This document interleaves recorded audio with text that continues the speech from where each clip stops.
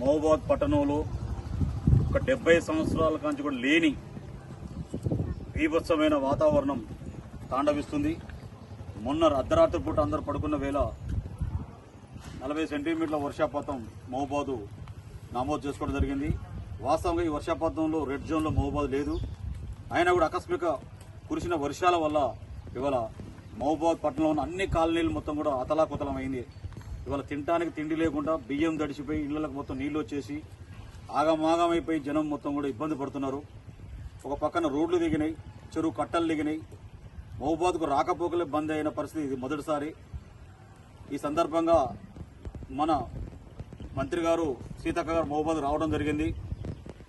MP Balaram Naik గారు, MLA Murali Naik గారు, ప్రభుత్వ వైపు రామచంద్ర నాయక్ గారు, సీతక్క గారు ఎప్పటికప్పుడు సమీక్ష చేస్తూ మహబూబాబాద్లో జరిగిన ఘటనకు ప్రజలకు సేవలు అందించే విధంగా మమ్మల్ని మొత్తం కూడా 36 వార్డు తిరగమని చెప్పారు.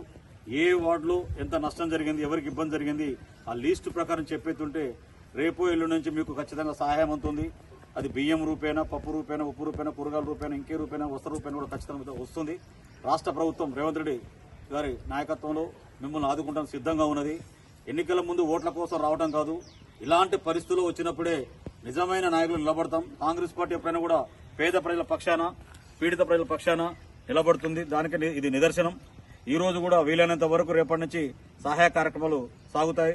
ఈ 17వ వార్డు రావన్నపేట, రాజీవ్ నగర్లో చూస్తుంటే ఇప్పటికీ ఇంకా జల విలయతాండం చేస్తుంది. ఇక్కడ స్వార్థపూరిత మనుషుల చేతుల్లో FTL, అదేవిధంగా బఫర్ జోన్, అదేవిధంగా నాలాల మీద నిర్మాణం చేయటం ఈ దుర్మార్గమైన చర్య. ఈ దుర్మార్గ చర్య వల్లనే ఇవాళ ఈ బీభత్సం రావడం జరిగింది. నేను మొదటనే చెప్తున్నాను, ఎందుకంటే బంధంకుంట నుంచి పోయే నీటికి కనీసం 10 ఫీట్ల వెడల్పుతోని ఒక పెద్ద లాంగ్ వాల్ టైప్ మోరీ కట్టాల్సిన అవసరం ఉంది. అదేవిధంగా అవతల బార్ నీరు మొత్తం నిజాం చెరువు తాండవిస్తుంది. దానికి కూడా మొత్తం లాంగ్ వాల్ నిర్మించి ఈ 2 కాలువలు మొత్తం కూడా తీసుకుపోయి మనం మన రాళ్లవాగులో కలిపే విధంగా చేస్తేనే దీనికి శాశ్వత పరిష్కారం ఉంటుంది. ఈ నీటి ఎద్దడిని తట్టుకునే పరిస్థితి ఉంటుంది, ఈ నీటి తాకిడిని తట్టుకునే పరిస్థితి ఉంటుంది. గత 10 సంవత్సరాలు కూడా టీఆర్ఎస్ ప్రభుత్వం, బీఆర్ఎస్ ప్రభుత్వం ప్రభుత్వ భూములు ఆక్రమించుకోవడం, నాలాలను ఆక్రమించుకోవడం, చెరువులను ఆక్రమించుకోవడం సరిపోయింది తప్ప ప్రజల పట్ల శ్రద్ధ పెట్టి ప్రజల కోసం నిజంగా సేవ చేద్దాం, ఇలాంటి విపత్తులు రాకుండా చర్య తీసుకుని చెప్పేలే. ఇవాళ మానుకోట మున్సిపాలిటీ మొత్తం కూడా పరిపాలన వర్గం ఘోరంగా విఫలమైంది. ఎక్కడ అవినీతిమయమే, డబ్బులు తీసుకోవడం, ఇండ్లకు పర్మిషన్ ఇవ్వడం, వాళ్ళు ఇష్టానుసారంగా కట్టడం మూలంగానే ఇవాళ మహబూబాబాద్కు ఇలాంటి పరిస్థితి దాపురించింది. మహబూబాబాద్ మున్సిపాలిటీ కూడా ఇవాళ ప్రత్యేక శ్రద్ధ పెట్టి శానిటరీ గానీ, అదేవిధంగా దోమల మందు గానీ, ఎందుకంటే ఈ వరదల వల్ల డెంగీ తర్వాత మలేరియా జ్వరాలు వచ్చే అవకాశం ఉంది కాబట్టి మున్సిపాలిటీ పాలక వర్గం కూడా, కమిషనర్ కూడా తగిన చర్యలు తీసుకోవాల్సిన అవసరం ఉంటుంది. రాష్ట్ర ప్రభుత్వం తరఫున ఎమ్మెల్యే గారు, అదేవిధంగా ప్రభుత్వ వైపు రామచంద్ర నాయక్ గారు, అదేవిధంగా మన ఎంపీ బలరాం నాయక్ గారు, అదేవిధంగా మన ఇన్ఛార్జ్ మంత్రి సీతక్క గారు వీరు ఖచ్చితంగా రేపటి నుంచి సేవలు అందిస్తారు. వారు కూడా మన మహబూబాబాద్ నియోజకవర్గంలో ఎక్కడెక్కడ చెరువులు దిగినాయి, ఎక్కడెక్కడ విపరీతమైన లాస్ అయిందని చెప్పి ఆ ప్రాంతాలు సందర్శించకపోవడం జరిగింది. ఇప్పుడే సీతక్క ప్రెస్ మీట్ పెట్టడం జరిగింది. ఈ ప్రెస్ మీట్ లో తప్పని పరిస్థితులు మీకు సహాయం అందే విధంగా చేస్తామని చెప్పడం జరిగింది. అయితే బీఆర్ఎస్ నాయకులు 3 ఎకరాలు 6 ఎకరాలు చేసుకుని ప్రభుత్వ భూములు ఆక్రమించుకోవడం, ఇన్ని రకాల చేసిన వాళ్ళ స్వార్థపూరితమైన పనుల వల్ల వాళ్ళ మానుకోవడం కూడా ఈ పని దాపరించని చెప్పి రాబోయే రోజులు మనం కూడా చైతన్యవంతం కావాలి. రోడ్లు ఇల్లు వేసుకుంటే రోడ్ల వెడల్పు కానీ, అదేవిధంగా కాలువలు కట్టేటప్పుడు వెడల్పు కట్టుకోవడం కానీ మనం కూడా మన బాధ్యత మనం నిర్వహించాల్సిన అవసరం ఉంది.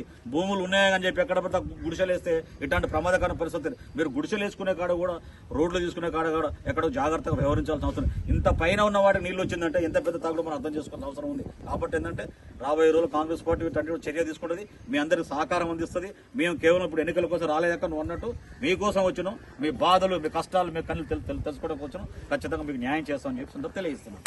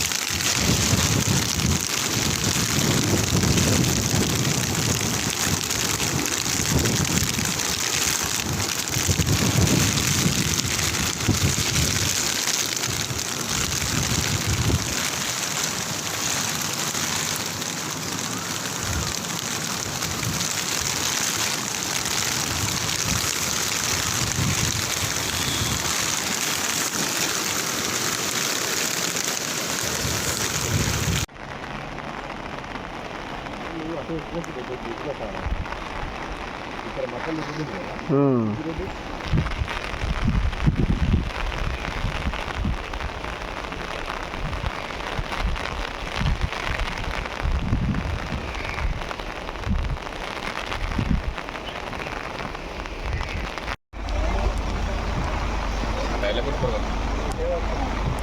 Auto outer side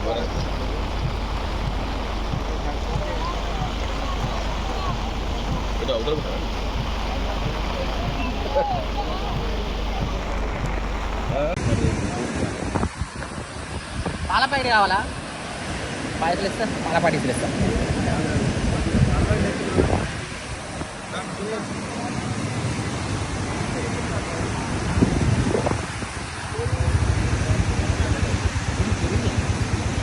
centre close చేసుకుంటే ఏమైంది వాళ్ళు